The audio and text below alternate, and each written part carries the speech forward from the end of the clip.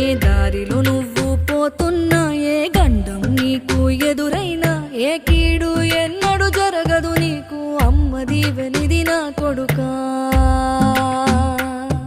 ఈ దిక్కులు నీతో కదిలేను, ఆ చుక్కలి దిష్టి తీసేను, ఏ గాలి ధూళి సోకదు నిన్ను, అమ్మ దీవెనిది నా కొడుకా. ఏ పిడుగుల చప్పుడు వినపడినా, ఏ బూచోడి